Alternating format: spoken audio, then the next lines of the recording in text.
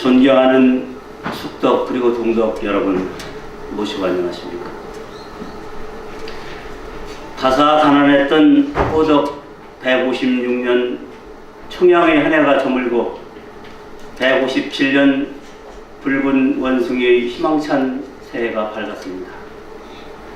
여러분들께서 천도 교인으로 만나 이곳 대전교구에서 함께 신앙생활을 하면서 하느님의 거룩한 뜻과 스승님의 가르침을 깨닫고 실천하여 부천 새 세상을 향해 힘차게 전진할 수 있다는 것은 하느님과 스승님의 큰 은덕이라 생각합니다.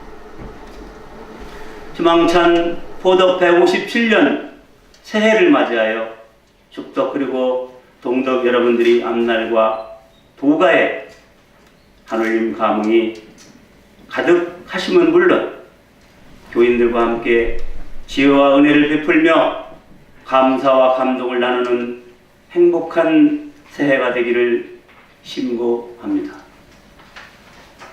잘 바와 같이 올해는 우리 교단의 최고 의결기구인 정기 전국대회에서 새 교령을 선출하고 각 교구에서 임원을 선출하는 해입니다. 우리가 어떤 분을 새 교령과 교구의 임원으로 모시고 우리 종단의 미래를 어떻게 만들어 가야 할지 함께 촉구하고 성심으로 논의해야 할 때라고 생각합니다.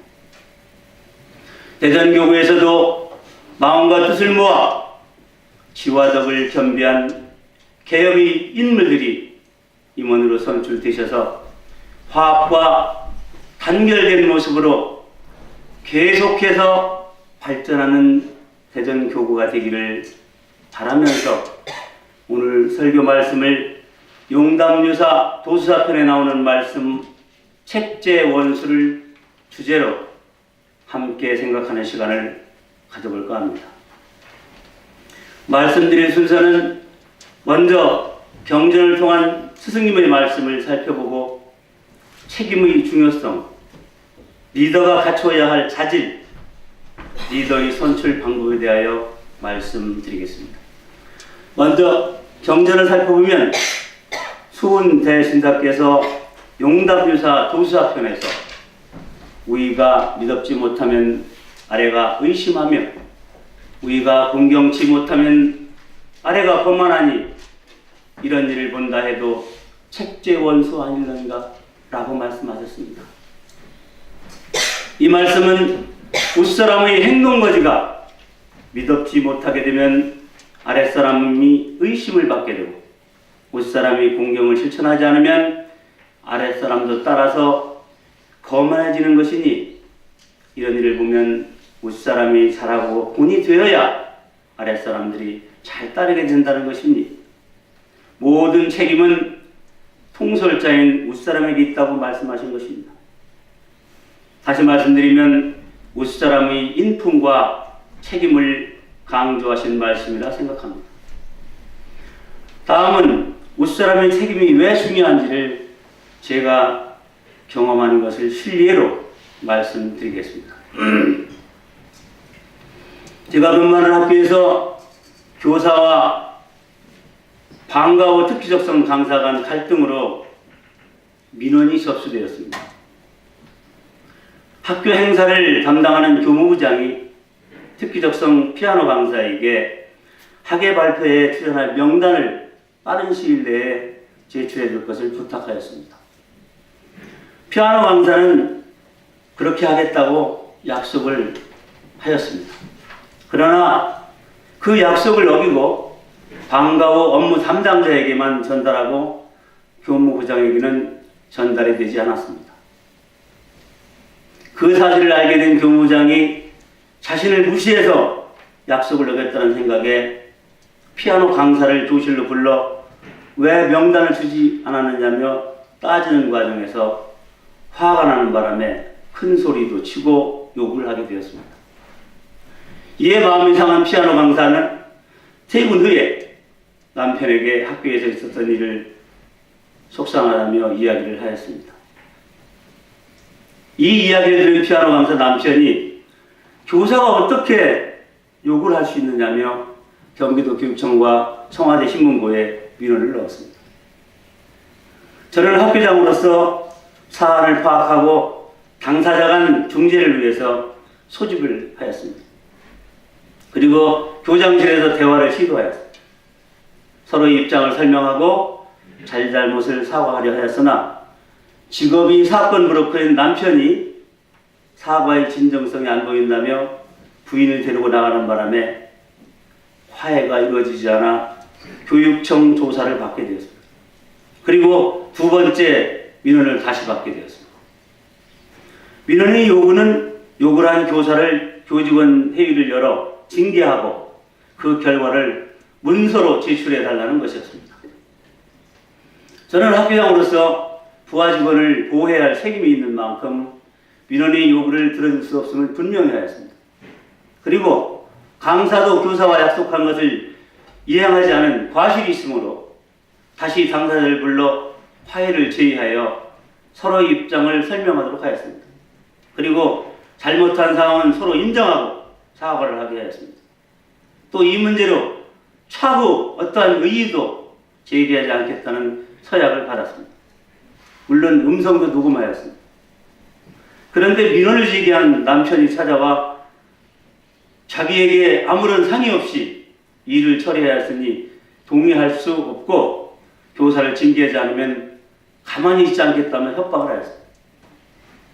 저는 당사자 간 원만한 합의가 이루어졌기에 학교장 입장에서 다시는 이런 불미스러운 일이 재발되지 않게 지도하겠다는 이야기를 하고 돌려보냈습니다. 민원인은 자기가 요구하는 것을 들어주지 않으면 형사고발하겠다고 투덜거리면서 교장실을 나갔습니다. 그 뒤로 어떠한 일도 일어나지 않았습니다.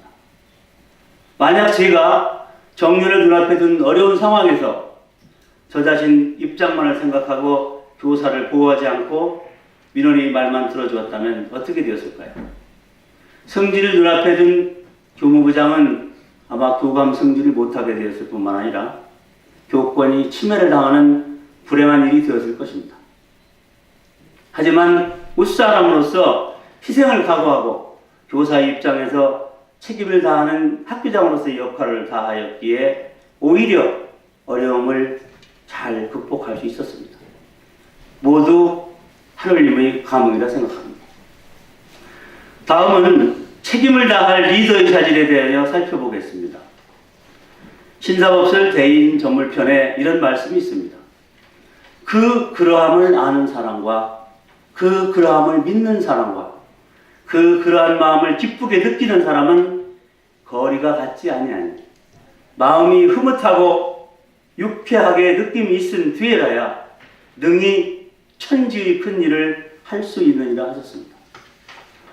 다시 말씀드리면 하느님이 하시는 그러한 이치를 아는 사람과 알고 믿는 사람과 믿으며 닦아 느끼는 사람과는 서로 거리가 크게 있으니 천도의 진리를 깨달아 가슴 깊이 기쁘게 느낀 사람이라야 능히 하늘사업과 같은 큰 일을 할 수 있고 대인전물도 잘할 수 있다고 신앙심으로서의 자질을 말씀하신 것입니다. 사람들은 누구나 리더가 되고 싶어 합니다. 죄송합니다. 그러나 리더가 되고 싶다고 아무나 되어서는 안 될 것입니다. 왜냐하면 리더는 신사께서 말씀하신 바와 같이 적격한 자질을 갖추는 것이 선행되어야 하기 때문입니다. 그 중에서 가장 핵심이 되는 첫 번째 덕목은 포용력과 결단력이라고 생각합니다. 포용력은 이해하고 받아들이는 능력입니다. 다른 생각을 받아들이는 능력, 잘못을 용서하는 능력을 말합니다. 결단력은 그와 반대로 잘라내는 능력입니다. 아닌 것은 아니라고 용기 있게 말할 수 있는 능력입니다. 포용력과 결단력은 서로 상반된 능력입니다만 리더라면 꼭 갖춰야 할 능력이라고 생각합니다. 칭찬만 하는 리더는 진정한 리더가 될 수 없습니다. 왜냐하면 꾸중도 할 수 있어야 진정한 리더가 될 수 있기 때문입니다. 받아들이기만 해서는 안 됩니다. 좋은 것은 받아들이고 옳지 못한 것은 과감하게 끊어내야 하기 때문입니다. 좋은 말뿐만 아니라 쓴소리도 들을 수 있는 열린 마음을 가지고 있어야 한다는 말씀입니다. 아마 이와 같은 덕목을 갖춘 리더를 모신 교구는 행복한 교구, 발전 가능성이 높은 교구가 될 것입니다. 두 번째 리더는 일을 추진함에 있어 기준이 명확하고 사사로움이 없어야 하며 공동의 이익을 위해서 힘쓴다면 신사님의 말씀처럼 공변되게 일 처리를 잘 할 수 있을 것입니다. 세 번째, 훌륭한 리더라면 이윤과 권력 획득 같은 표면적 목적을 포기할지언정 한 사람이라도 소외시키거나 희생시키지 않겠다는 정신으로 조직을 이끌어야 합니다. 누군가 나를 반대한다고 하더라도 리더라면 내가 먼저 그를 껴안아야 합니다. 그래야만 입만 맞는 사람끼리 화합이 아닌 조직 전체가 하나 되는 진짜 화합이 가능할 것입니다. 분열과 갈등을 넘는 유일한 길이 여기에 있기 때문입니다.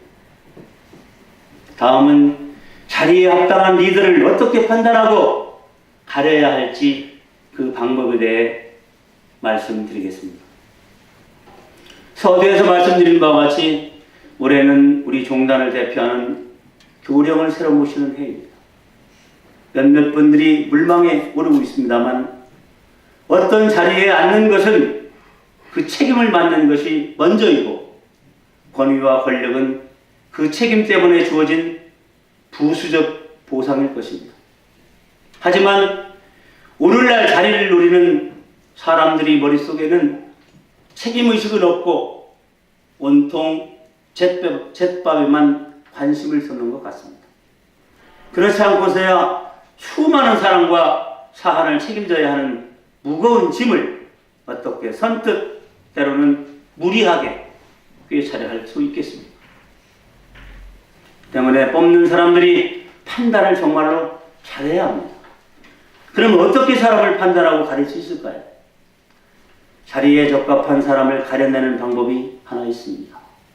역설적으로 그 자리 혹은 자기 자신을 버릴 수 있는, 즉 자신의 몸을 던져 희생할 준비가 되어 있는지를 살펴보는 것입니다. 제자들이 서술한 공자의 모습을 그 기준으로 삼으면 좋을 것 같습니다. 공자는 4가지를 내려놓았다고 합니다. 첫째, 자기 의지대로 하려는 것이 없었고, 둘째, 반드시 그래야 한다는 것도 없었으며, 셋째, 고집하는 것이 없었고, 넷째, 내가 아니면 안 된다는 생각도 없었다고 합니다. 리더가 되려고 한다면 스스로 돌이켜보아야 한다고 생각합니다. 내가 과연 이 자리에 합당한 사람인지. 저는 진정한 리더가 되려면 자신을 돌아보는 것은 물론 욕심을 과감히 버려야 한다고 생각합니다. 그래야 공변되게 임무에 충실하여 책임을 다하는 진정한 리더가 될 수 있을 테니까요.